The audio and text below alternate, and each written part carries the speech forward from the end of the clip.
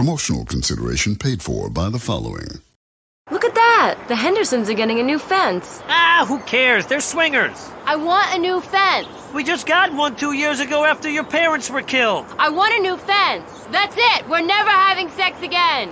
Need a home loan fast? At the American Bank of Los Santos, we'll help you get the debt you need to make life easier. We'll show you how to look richer and be poorer. Your home is your equity. What exactly are you saving it for? You need to impress people fast, not in 20 years. It's only a risk if you get into money troubles or the economy changes, which doesn't seem likely. We know living in the suburbs is a constant competition, where you're defined by your lawn and your siding. Call American Bank of Los Santos when you need to add a rec room addition with a jungle swing or a jacuzzi for 8. Now that the kids have moved out and have drug problems of their own, maybe it's time to install a luxury marble wet bar so you can get drunk in private. American Bank of Los Santos. Dreams take money. Why worry about tomorrow if you look inadequate today? Shut up and sit down.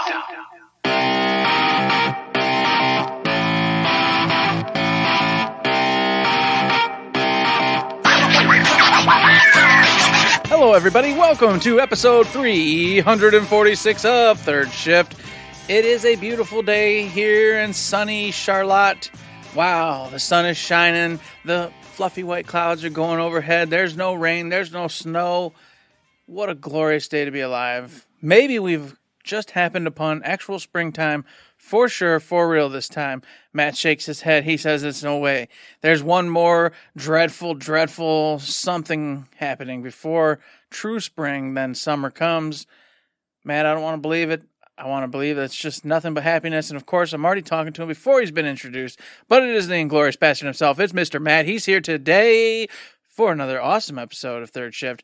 And of course, Matt, you say no. We are doomed for one more bad day. How's your week been? What day is this you think's going to happen? There's no way. We're going right into May. The sadness has to be over in May, right?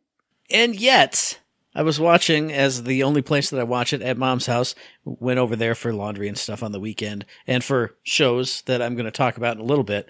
And she had the local news on, and the local weather. And it went, it's kind of 50s, kind of 30s. And I went, I don't want to hear about this 30s. I don't want to hear about 40s. I want to hear low of 49, high of anything else. All the rest of my whole life. That's it. That's all I want to hear.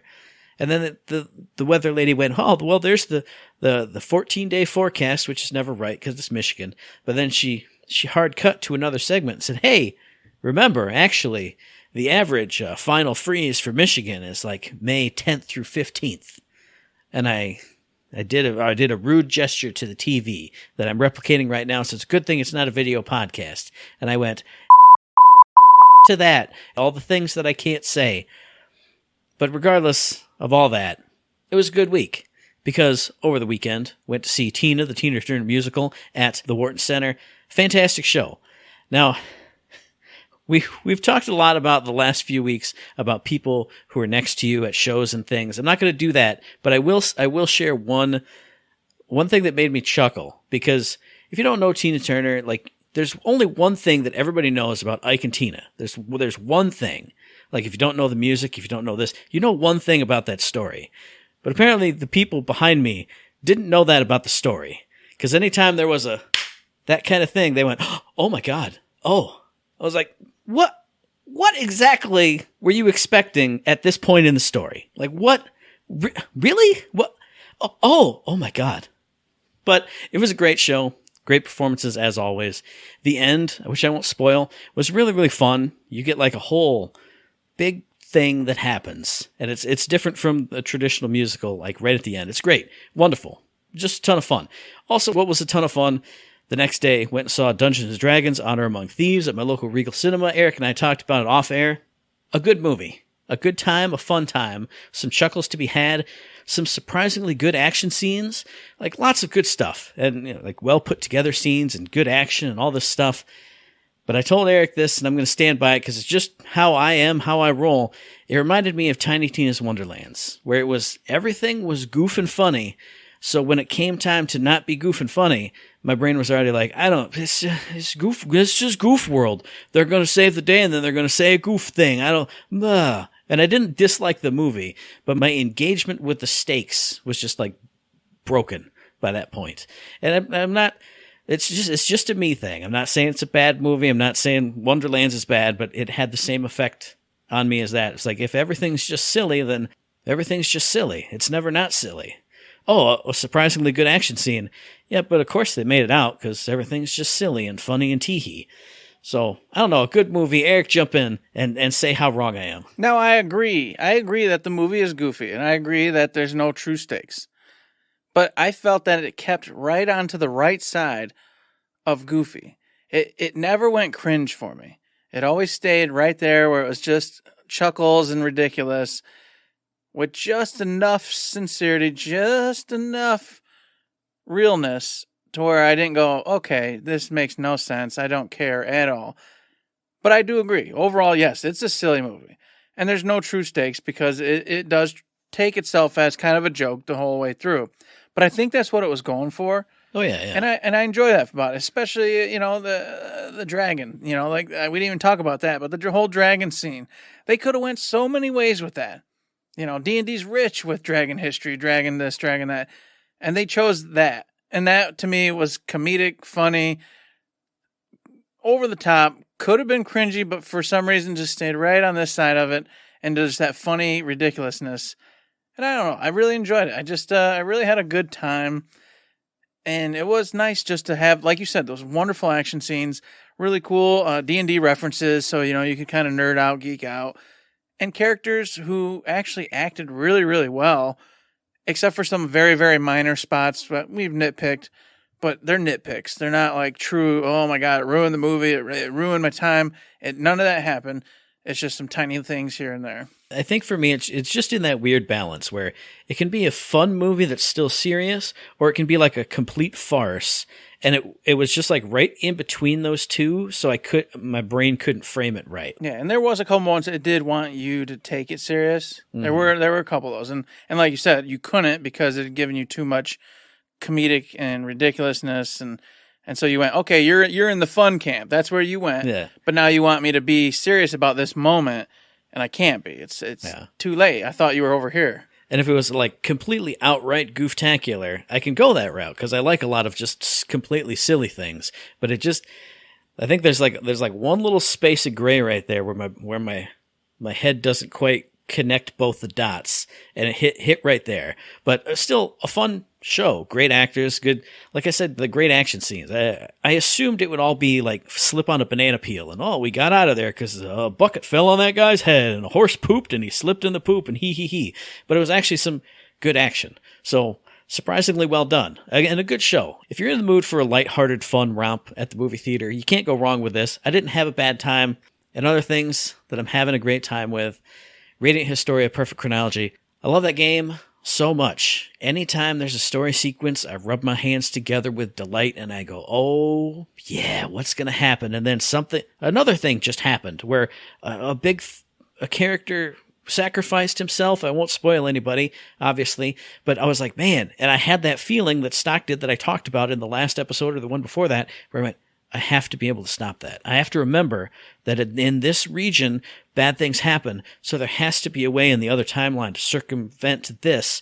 And there's definitely other ones that if somebody asks you to do something, but in that timeline you can't. So I'm like, okay, I know I have to do that. This one is not spelled out, but I went, there has to be a way for me to tweak this. And oh man, it's so good. So much fun. Also so much fun and so good. Like a Dragonetian, I haven't been playing enough of that because literally every time that I'm here at the house and I want to play video games, I pull out my Steam Deck and I play Marvel's Midnight Suns. God, that game is just phenomenal. I have so many cards and so many abilities just on my Hunter alone, to say nothing of all the other characters that I have. The dials on so many of them are getting turned up so high. Like there's boss characters every now and then, supervillains you got to fight, and you take their big health bar down once and then they come back up and you got to do it again. But my Hunter and some of my other characters are so buff and badass that I come up to the supervillain and it used to be, oh man, I have to go like a few rounds to get him down. Now it's just, if I just play 2 cards, his giant health bar, it's gone like that.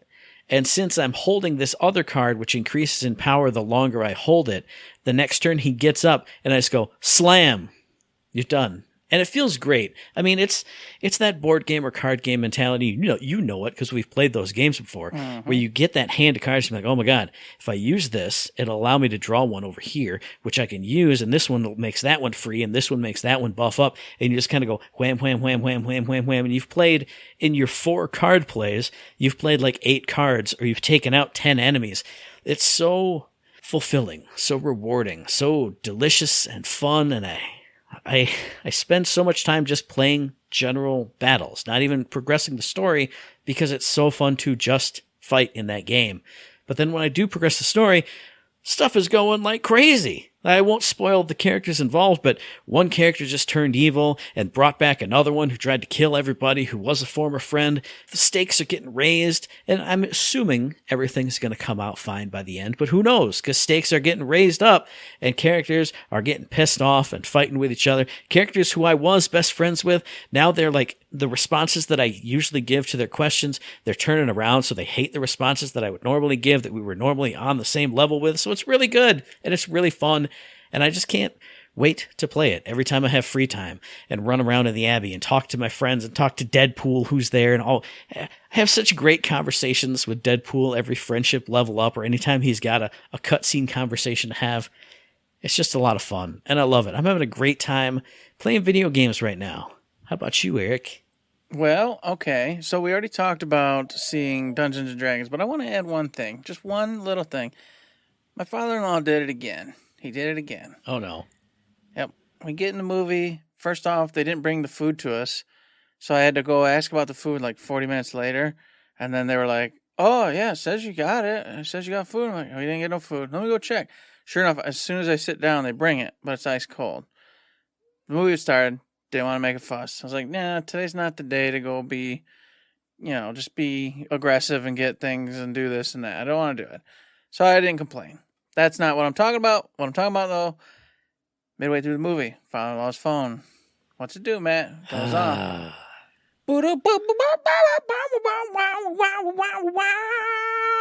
He turns it off. I go, Brian, I told him before the movie, I said, make sure you turn the phone off, Brian. The screen tells us to look at that. And he went, yep. He didn't. Okay? And then, 10 minutes later, and I look over and I go, Brian, your phone just went off. Someone's just texting me. All right, Brian, you gotta turn your phone off, Brian. You gotta turn your phone off. You gotta turn it. I did. No, you didn't, because it's going off. So he picks up his phone, does something or other. 3-4 minutes later.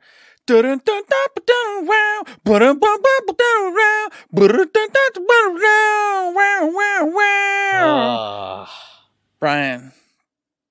Oh, these mother effers are calling me. This stupid phone. This stupid you. The stupid you, Brian. Brian, turn your phone off, Brian. Turn your phone off. He's playing with his phone again. About 5-10 minutes later. I don't know what it is. I don't know. I'm just like, oh my God. So I said, Brian, you need to leave your phone in the car from now on, because you don't know how to use it. You don't know how to turn it off. You don't know what you're doing with it. So he's got to leave it in the car. And then after the movie, you obviously check and see who called and return calls or whatever you got to do. I guess I'll turn the damn thing off. Well, no, he didn't. I don't understand how it's so hard for people. I'm not just ragging on him, but turn it off. You know when it's off, because it will say, like, they have a big power button, and you'll hit it, and your phone will say, toodaloo, see you later. Turning off. And it will literally, like, go super dark, and then you can go like this. You can tap it with your finger, and nothing happens, because it's off. So that happened. I didn't give him too much grief, because I griefed him pretty hard the first time he did it. So I didn't want to scare him away, but yeah, that happened. We were those people. And since I was next to him, I was part of that party, and it made me sad. I hate that stuff. I hate it to the bones. But anywho's, we already talked about Dungeons and Dragons. I went and saw it as well. Had a great time with it. Harry Potter Legacy. I beat it. I did it, Matt. Nice. Hooray for me. I have completed that game. I had such a good time with it. As I said, I did go do a couple of the side quests. I made sure to finish off every main, like your main character friends, sidelines, and stories before I went and beat it. And then the worst, maybe best part of this, which is, fun in itself, is the day I beat it, I didn't think I was in the last spot. I thought I was like the fight before the last fight. So I was supposed to go get my daughter from a party and everything, and at this such and such time. And so I'm over here going through this dungeon, getting things done. Time's coming up, and I'm like, well, that's fine. I feel, you know when you play a game long enough, you know when the end of the dungeon's coming, you feel it. I'm right there. Okay, I get it. All of a sudden, one of the bosses is right there, and I go, well, okay, it'll be like him in his regular form. He'll run away, then we'll have to go chase him and do the final form or whatever it's going to be. No, Matt. That was it. Him, and then he turned to his final form, did the whole, all in one. And I'm like, looking at the clock, oh, geez, Pete, this is not good. Because it was a good 35, 40-minute dungeon, so I don't want to do this again if I don't have to. It's not like it was hard, but I just didn't want to do it again. So I get done, I beat him, and I look at the clock, and I've got 7 minutes to be 12 minutes away. And I went, and then the ending started, just began, because it cut, and I'm like frantically pushing star, any button I can, like, can you pause? No pausing, just skip the whole thing. That's all you could do. So I had to just leave with the ending rolling and doing its thing and left. I don't know what the ending is. I don't know what happened. I'm sure it was great. I'm sure it was a great ending. It was wonderful, I'm sure. Glorious. Didn't see it, but come home, find out that that's not like the ending. It was like, oh, hey, that speech was wonderful. Your friends were like, that speech was great, and what you said and what they did was wonderful. And I'm like, I don't know what was said or what was happened. I don't know what happened. I'm sure it was wonderful. And then they all did the meet me here. Hey, farewell, you're such a great friend, blah, blah, blah, blah, blah. Oh, hey, now go graduate. Hey, now go take your owls. So it did like a bunch of little cutscene clips, and that's how it ended. And then you got the actual credits, and then, New Game Plus or whatever. So, yeah. I beat it, and it was fun, and the last boss was a great time. It was actually funny because you have different areas, and you can put different types of magic in the 4 little slots. And naturally, I had one of my slots grouped with every kind of magic. So I didn't even need to make any adjustments. I get to the last boss, and he's doing stuff that requires you to use every kind without doing anything or any prep. I already had it ready to go. So I just in there, I'm just boom, boom, boom, boom, boom, boom, smoking this dude. Going through the cycles, going through the motions, but the way he was set up was a good time, and the interaction was fun. So overall, a great time. And then, of course, they do the best thing you can do in an open world type game is at the end, they go, hey, you beat the game. Here you go. And you just go finish up quests, find collectibles, get a platinum if you want a platinum. Have fun. Thank you for playing. And that was great, because then I went to my trophies, and I went, well, do I have any that are like, 80% or above the way there? Sure enough, I had like 3 or 4, so I went and wrapped up those. Got 3 or 4 more easy trophies and finished them up. I think there's one more I could do. I don't know if I will, but maybe. We'll see. But anyways, what a great time. It's good to put that in the books. I popped on Horizon Forbidden West, Matt. Yep. I got back in that. And I actually got back into the swing of it way quicker than I thought I was. I thought I was going to. I went in there and I started smoking monsters right away, having a good time. Did a couple of the rebel camps to kind of warm up and get the groove back. And now I'm currently working on going towards one of the main missions, because I'm going to do exactly what we talked about. I should have done the last time I got back into it.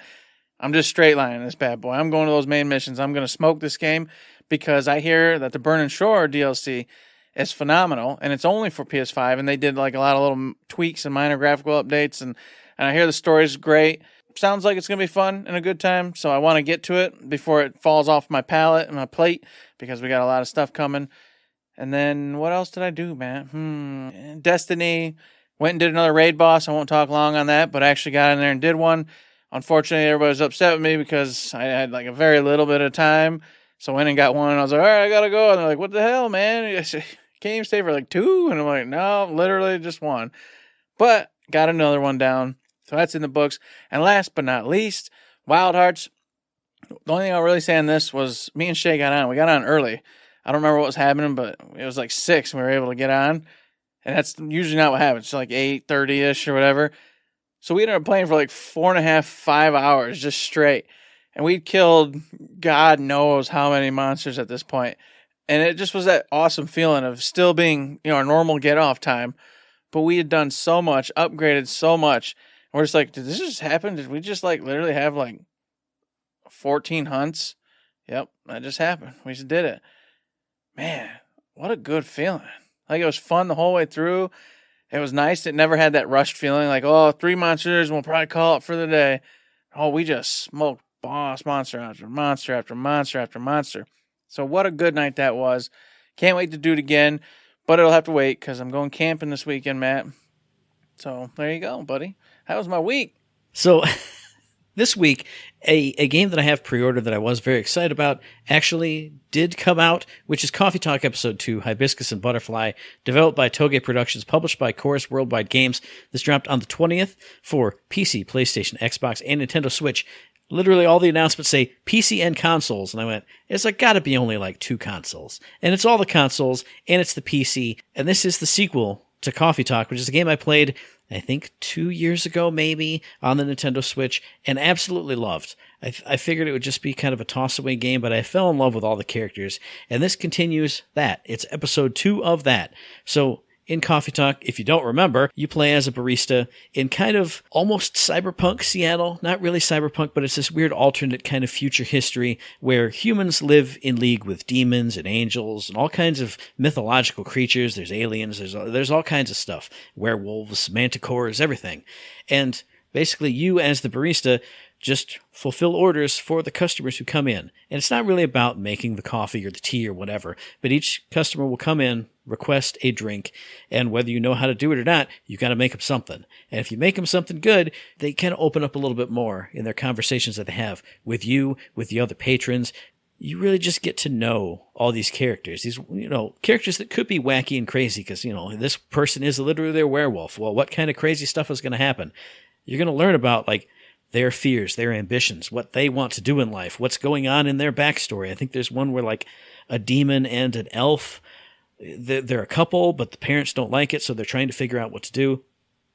It's just an easy breezy kind of a visual novel, get to know, have conversations with cool characters type of game.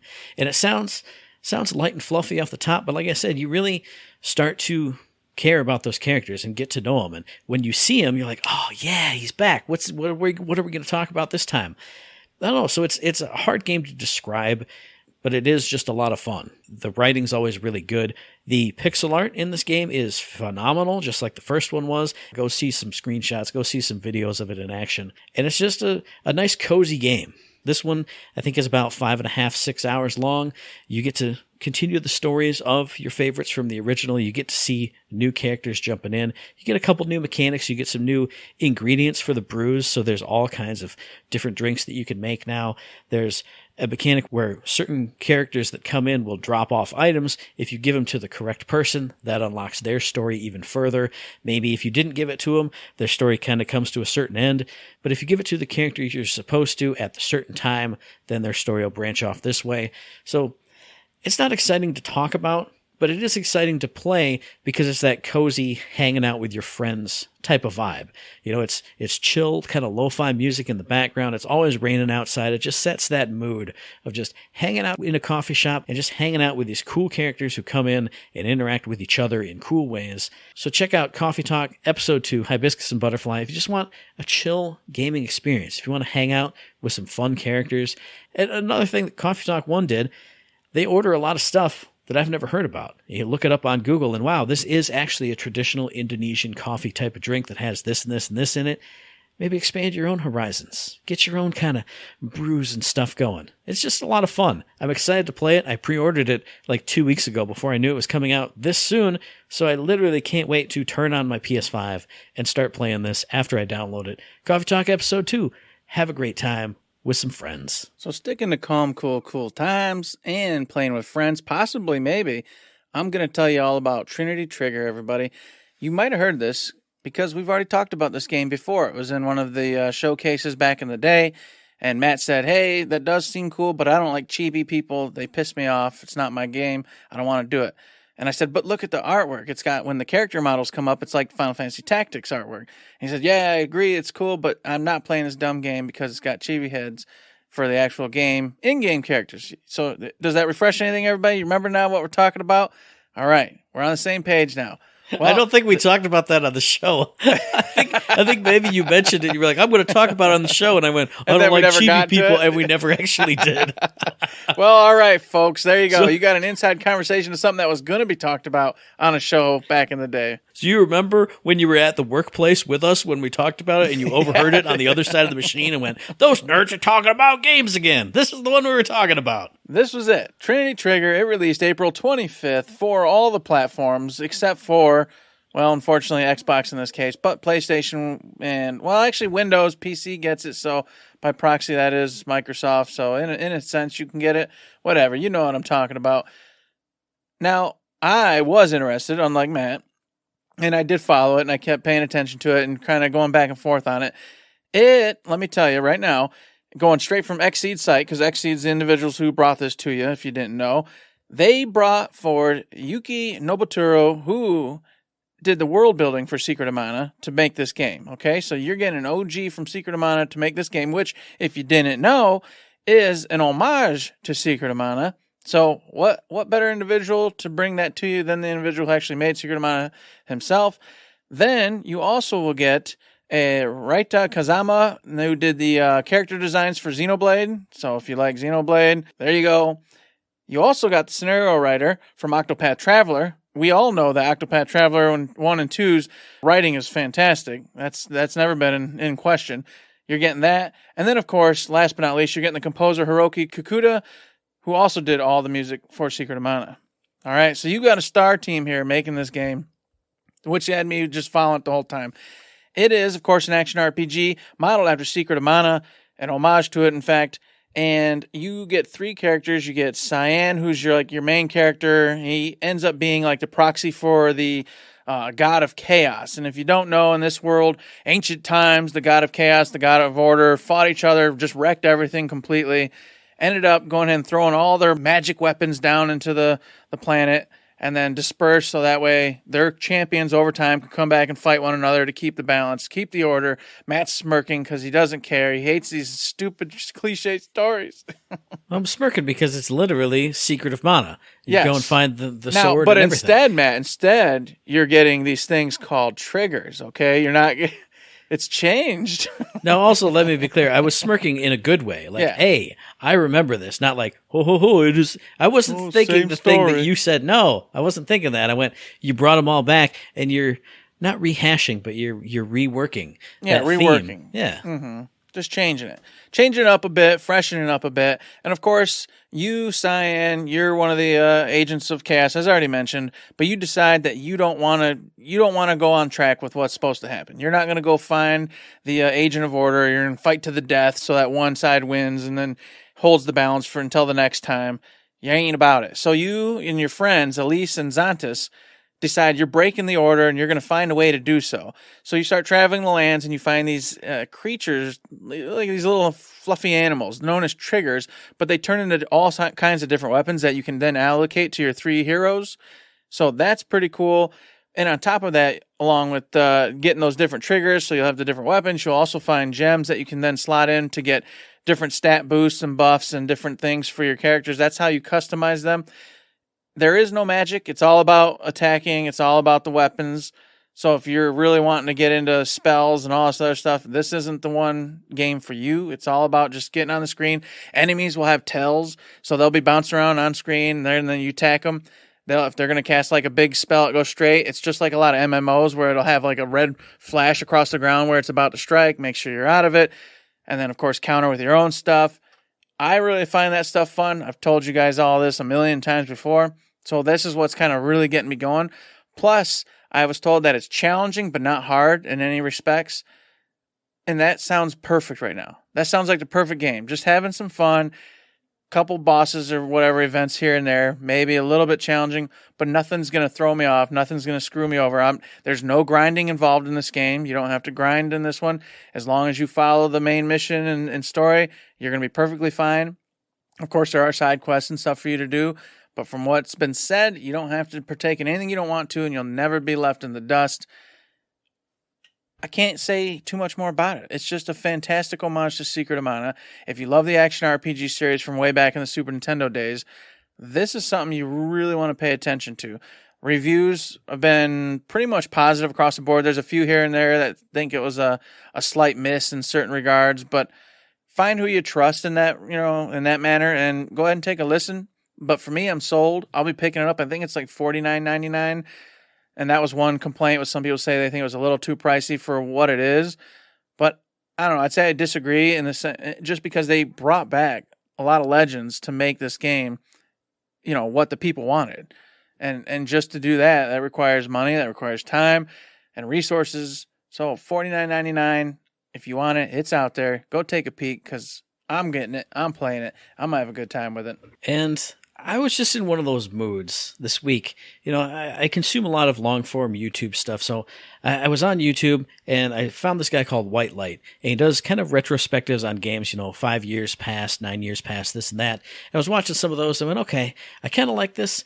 Maybe I have some criticisms and stuff, but then I found a video of his called Riding with Red Dead's Most Disciplined Clan, and I don't want to talk too much about this because I want to send I wanted desperately to send this video to Eric, sight unseen, and hear what his reaction to this is.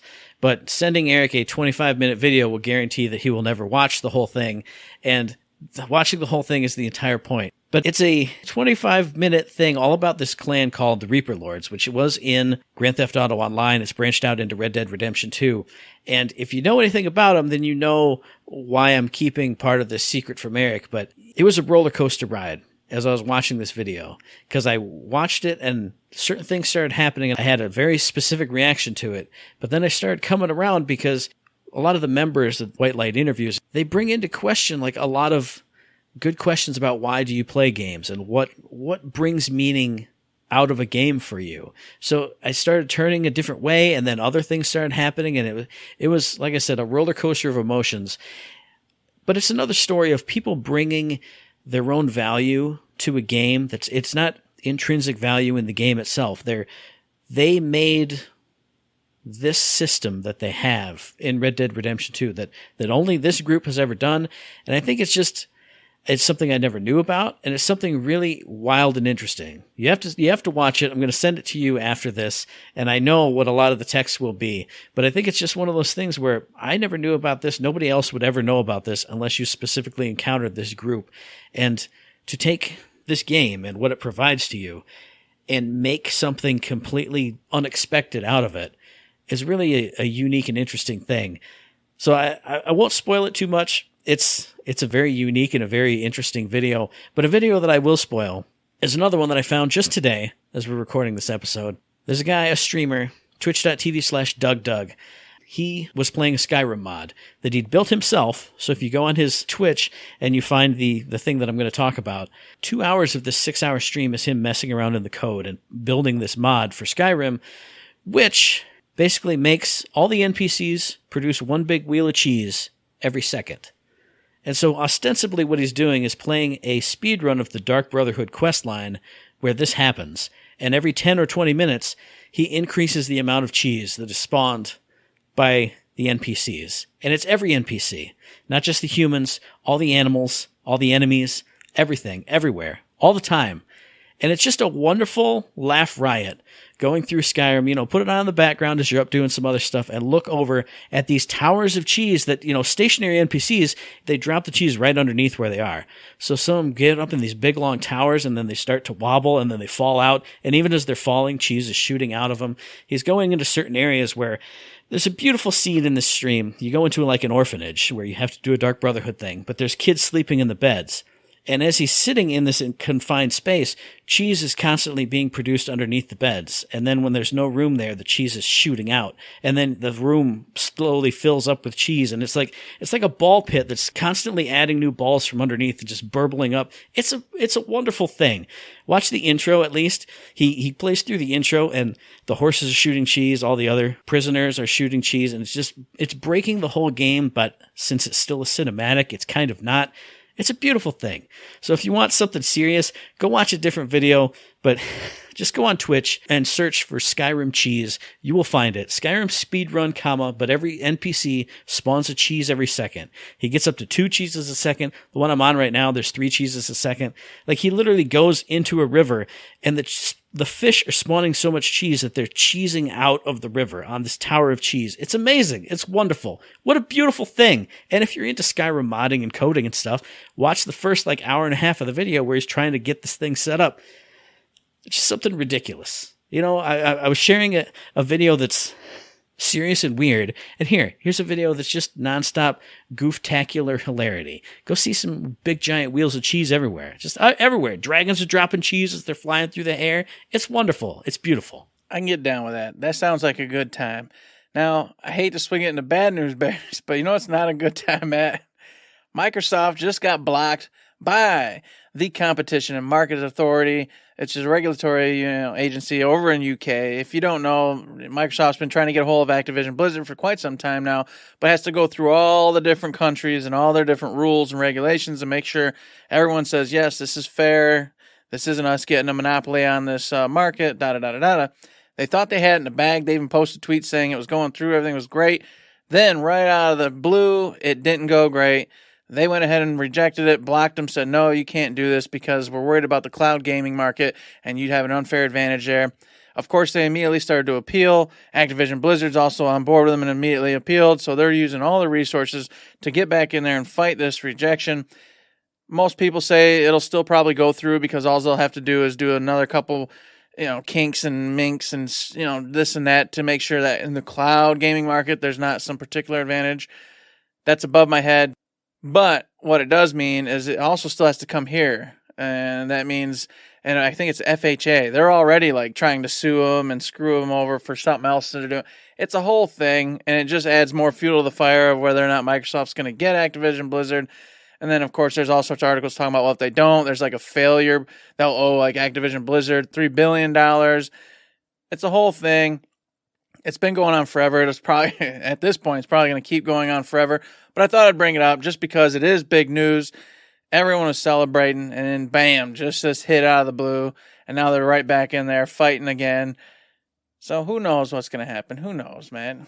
It's one of those things that I haven't really wanted to talk about on the show because it's corporate people going through corporate stuff and lawyers and country lawyers and and oh, watch out for that cloud gaming market. How often do we talk about cloud gaming on this podcast? Never. Because it's never going to work. It's not going to be a thing until we're dead and buried. I don't know. It's just one of those things. And then every time I think about it, I go, man, why would you want Blizzard? And no offense, because I know you're the big Blizzard fan from back in the day, but Blizzard has such a stink on it. We've talked about it on this podcast before, too.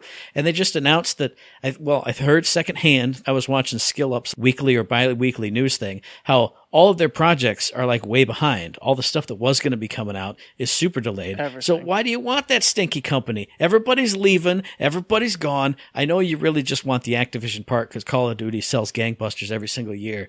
But every time I hear about them, it's man, just drop that piece off the side. Drop it off the side. It's fine. There's still two reasons. World of Warcraft still brings in bajillions of dollars every month.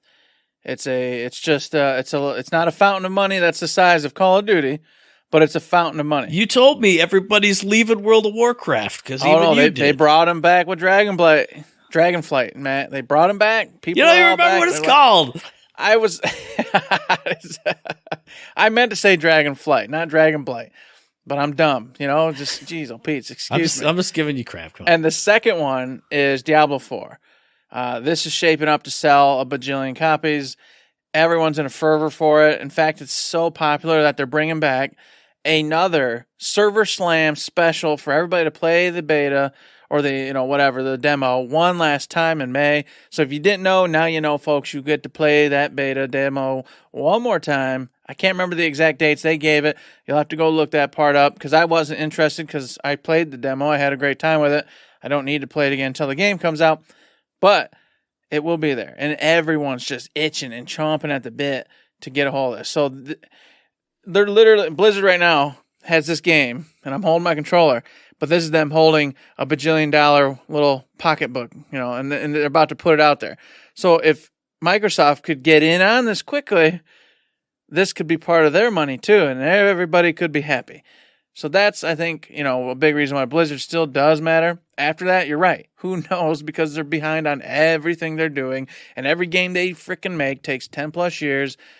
It's a whole rigmarole. It's annoying as all hell. But I did bring it up because, hey, we're that podcast that gives you little tidbits here and there, and we never talk about this one. So I thought, hey, here's the chance to just throw it out there. If you're casually into gaming, now you know Microsoft's in this whole thing with, Activision Blizzard trying to get them, and everyone's like, no, you can't have them. And Sony's like, no, you can't do it. That's what I love about it. It's another one of those. Eric and I have these conversations offline all the time. Company A doesn't want Company B to do it, but if Company A could do it, they would say, "Oh, why wouldn't you just let us do it?" If Sony was to go buy up Activision Blizzard, they'd be like, hey, no, Xbox, your concerns are invalid. But since Xbox has the jump and wants to do it, they go, whoa, you're going to ruin gaming. You're going to totally destroy the gaming sphere. That's how it always works. So it's one of those things where every time I see, we've brought up complaints and we don't like it. You would like it if you were the one doing it. If you could do it, you would 100% do it, and then say everyone's stupid for not wanting it. It's just the same thing it always is. Mm-hmm. All the regulatory bodies who say this is not a good thing, if it was your two giant companies, if two giant British companies were going to merge and do the thing, you'd go, thumbs up, it's great, and we love it, and it's wonderful. And then USA would go, hey, wait a minute, we don't think that's wonderful. And everyone would go, oh, Governor, we don't, what are you doing, you crazy Yanks? What would you do that to us? It's the same thing it always is. Gosh golly. It is indeed the same thing it always is. And then just to add this last little bit, it's funny because in this whole freaking thing right now, what's Sony going to do? Hey, everybody, we're so happy and proud to announce that we just acquired Firewalk Studios as well. And now they're a part of Sony's, only in-house everything. They'll just make games for us. So, yeah, I know Firewalk Studios is on no level with Activision Blizzard, but meanwhile, they're still just going, gobble up this really great developer, gobble up that really great developer, gobble them up this one, and they'll only make games for me, and for me, and for me, and for me. But you took that big one, and I'm upset. I don't like it. You got the giant Hershey bar. I only got the regular size. Silliness. And one other quick thing, you reminded me of it when you said Blizzard's games take 10 years to make. In that Skill Up News Roundup, he was talking about Xbox and how they're working, them or one of their partners or whatever, is working on some big AAA game, but it's expected to, literally, you said it and they said it, take 10 years to come to fruition. How can that be a working model that anything could ever, I'm not just saying here, but anywhere. If your game takes 5 years to make and it's not just like a slice out of your one series, like from God of War to God of War Ragnarok, it's going to be so out of date with everything because everything changes so much. He speculated that maybe it was Elder Scrolls 6, whatever it's going to be, and that's the only thing I could think of because if they own Bethesda, and what game, if you did take 10 years to make it, would guaranteed still sell a brick ton? But it was one of those things of just a news item that I couldn't ignore. Just like you said, when you said 10 years, I went, there's something else that's taken 10 years to make, and how ridiculous is that? Like, how ludicrous. We won't even be on the same console generation in 10 years. It's going to be a whole new one, like all over again. Mm-hmm. And I can't, there's a million articles I've talked about it, and I just agree 100%. We can't keep this up. We can't keep these 10-year game things going on. It's too long. The development's too crazy for it. There has to be some kind of shortcuts made, some kind of, Unreal Engine 5 magic that can happen that allows them to speed this process up because it's too long in the pan to come out to people. And it always inevitably always has exactly the issues you're talking about. They started on this thing 10 years ago. It finally gets to you. It was made on some other platform, previous platform, but it inevitably has to be pushed to get on the next one. So it doesn't even use all the tech, etc., that should be used for this one. And then on top of that, when they're done with that game, they don't want to make one for this actual platform because now they got to think about the next one. But they don't have the next one's technology yet, so they have to kerfungle it and start to think about the next one's tech, but still build it on the current tech. No, we need to get things down to a 3 to 5 year at most turnaround, so that way the games are actually relevant and made for the console that you're on. And Skillup said it when he was talking about, like, if you have a 10-year development time, how much money are you spending in those 10 years that now you have to somehow recoup with that giant game? I mean, we've heard about it before. Games that sell tens of millions of dollars. It's actually a failure for us. It broke even. Barely made it. We have to just shut down that studio because they didn't make $100 million.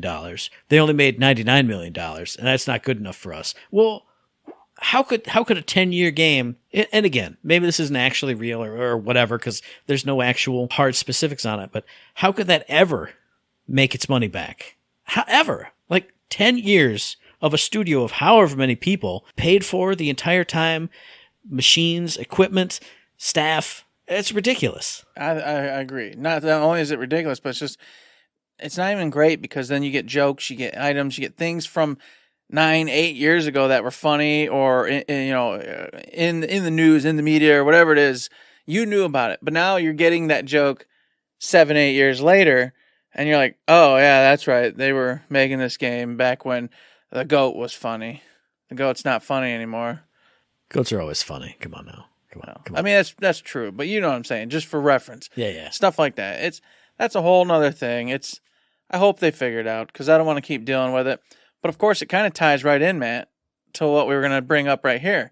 And that's Cliffy B came out, talked about he's got a whole new thing going, but he also mentioned trying to bring back Lawbreakers, which is a game that came out and failed and then went away. And I was talking to Matt about it, and he was like, no, I don't want to talk about Cliffy B and Lawbreakers. I said, no, that's not what I'm getting at. I said, it's interesting that what is it in gaming? What is it about our culture that games that came out that weren't necessarily bad games, they just came out at the wrong time, had some kind of game-breaking glitch or something at the time that just ruined it, ruined the vibe, ruined the motion, and they disappeared. Battleborn. Obviously, we started on Battleborn. You all know the story. That game was fantastic, but it just came out with the wrong circumstances, the wrong everything going on for it, and off it went. Why is it when a game dies or goes away in gaming culture, we're like, it's dead, and it must stay buried and stay gone? Only games that are successful are allowed to ever get sequels, make remasters, resurgences. Any game that failed, and for any reason, the media will slam them to death if they even talk about bringing it back. We laugh and go, oh, yeah, try again, sucker. We're running out of ideas, let's be honest. And I'm not blaming them. That there's only so many ideas and things you can do to, get fresh stories.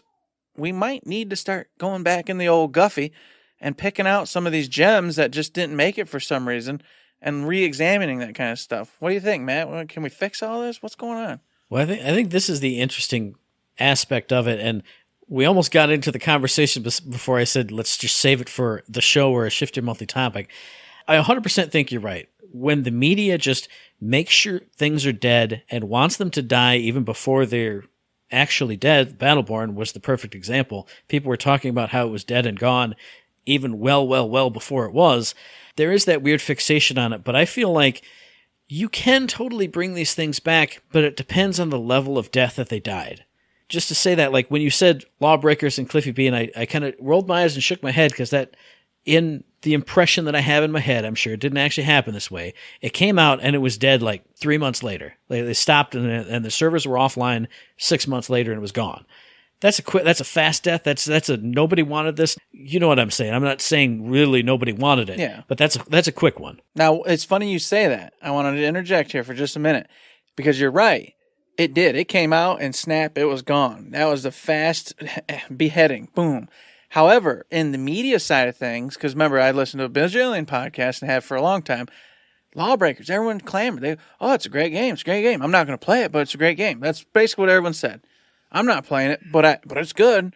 I'm not playing it, but it's good. And it died because the people didn't play it. People didn't like it because they were on whatever it was. Battleborn was the opposite. That game lasted. It stayed out for years. But the media said it's garbage. It's so much it's the garbagest game that ever lived. It's the garbage can. They say that game with just emotion. And none of them even played it. But they hated the guts out of that game for whatever reason.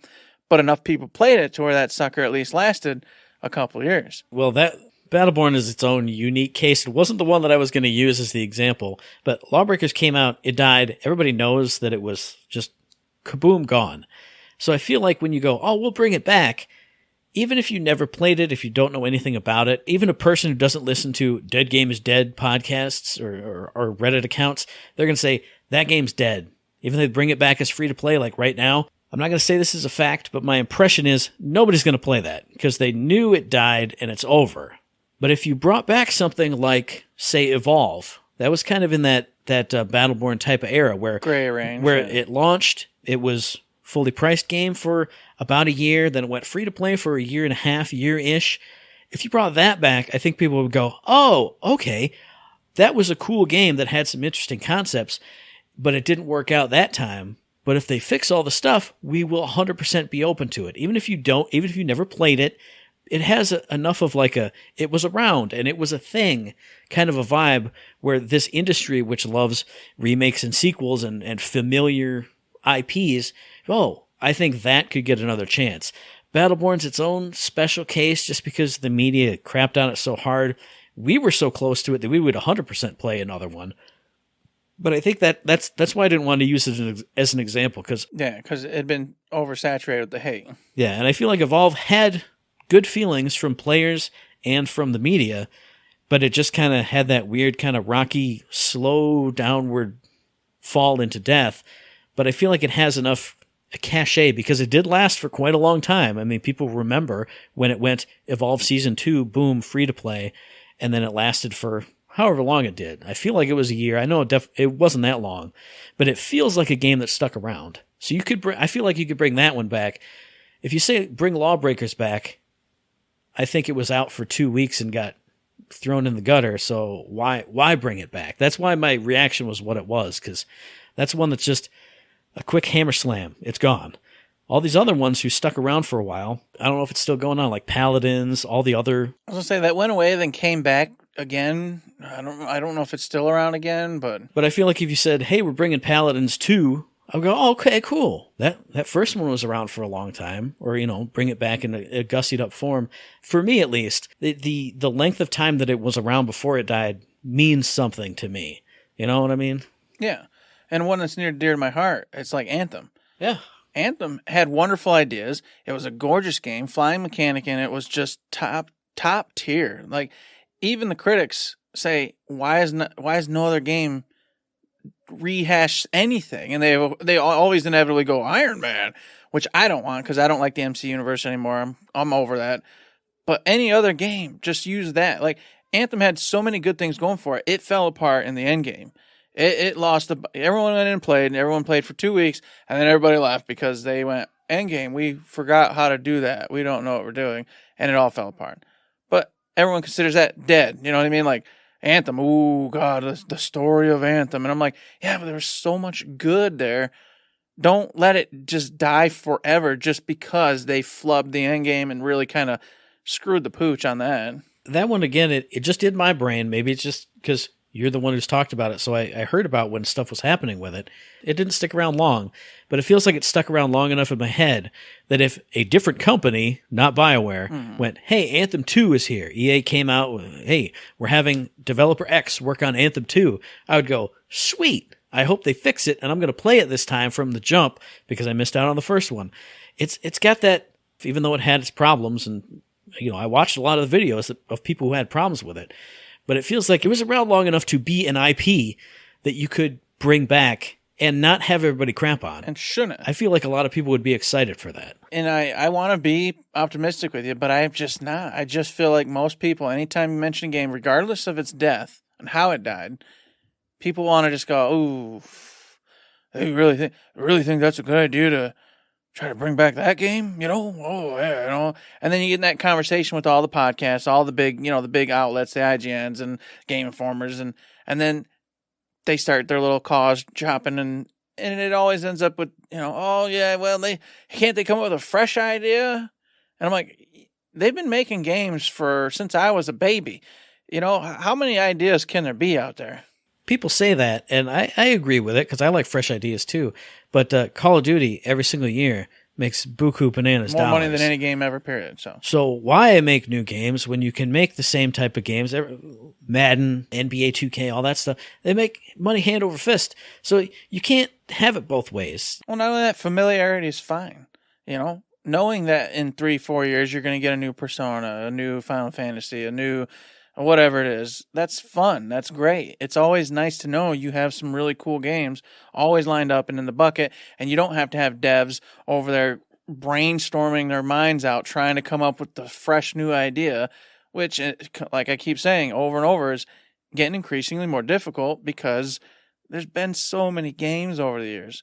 And there's so many great ideas that are just dead in the water in the past that we could totally bring out. And for a whole new generations, be fresh anyway. You know, we're old men at this point, Matt. You think the 20, 30-year-olds remember half the crap we played when we were 9, 10, 11? Negative. No. You said it. These two topics 100% go hand in hand, because if you never make another Anthem game, whatever, but you have all those systems that make that great flying system, that have this really cool animation style, or whatever it is, for these games that were to hit and are gone. But you could take that skeleton out of the closet, put a bunch of new muscles and skin on it, and go, look at this. We got some cool ideas. And, you know, don't even have to say, oh, we took the flying system from Anthem, because then people go, Anthem. You'd go, check out this cool game with the flying system that's cool. Because I guarantee you EA could do that. They could sign a check and pull that system right out of BioWare's closet and make any kind of game they want out of it. Why not do that? If you want fresh things, I mean, that's a fresh system. You put that in any kind of game, people are going to love it. Put it in a Boba Fett game. He's flying around with his jetpack now. Boom, there you go. Perfect. I'd probably play a Boba Fett game still, but I'm getting tired of Star Wars 2, man. But I would still probably do a Boba Fett one.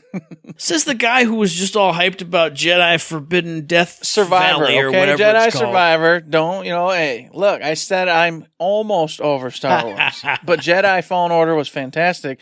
And Jedi Survivor, from what I'm hearing, is also fantastic. So it's just a little bit still keep me in the universe. But so I won't go all out and say negative. But it's just wild to me. I mean, I say jokingly all the time back in the Chakan, man, what a story. What a cool concept that was. Obviously, it was archaic and simple, but you turn the minds and the developers these days into a story like that and then, flesh it out and make it bigger and better. Just stuff like that. Any kind of those stories you could bring back wholeheartedly and just make amazing in today's, day and age with all the new tech we got. Imagine, that Chakan and the God of War type sequences, that'd be freaking cool.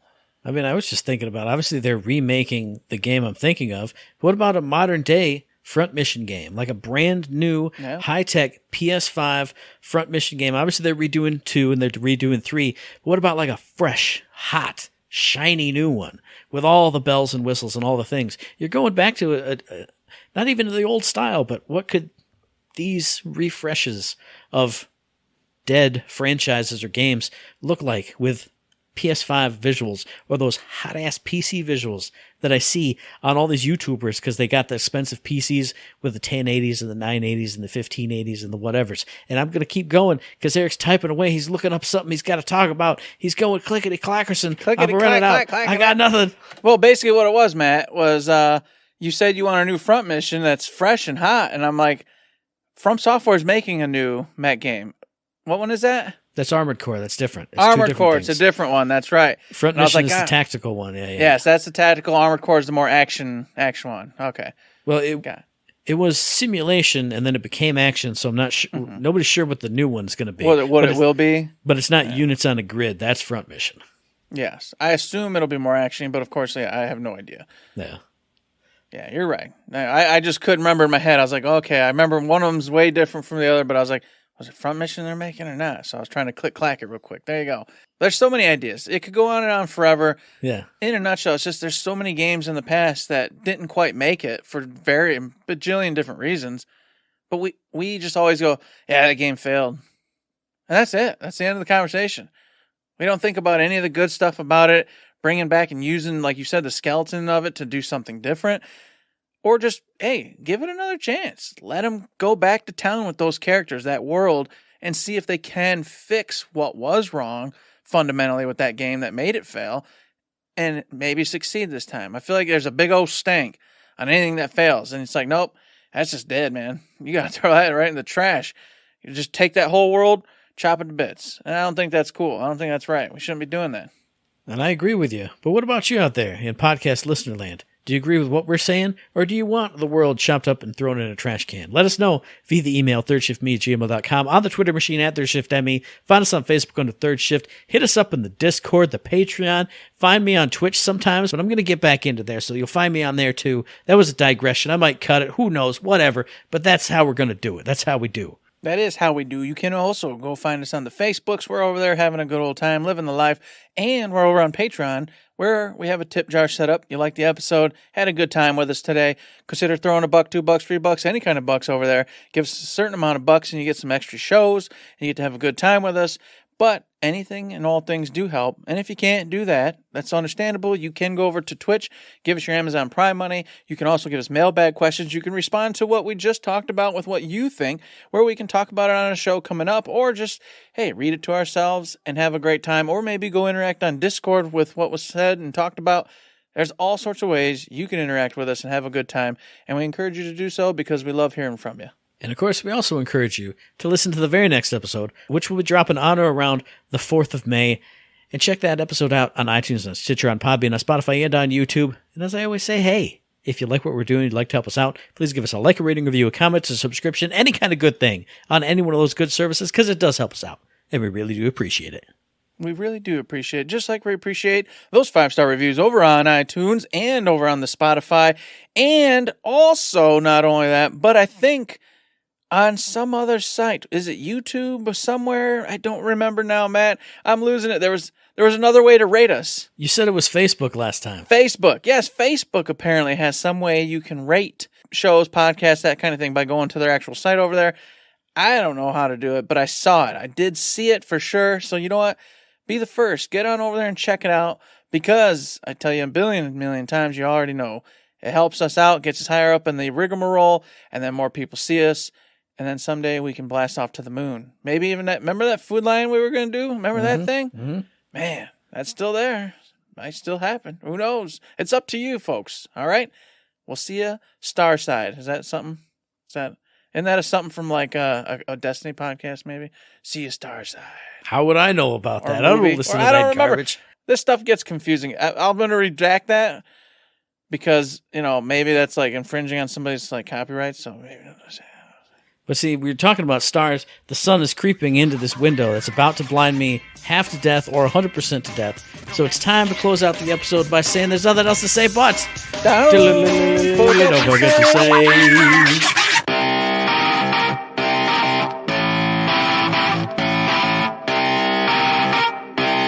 Shut up and sit down.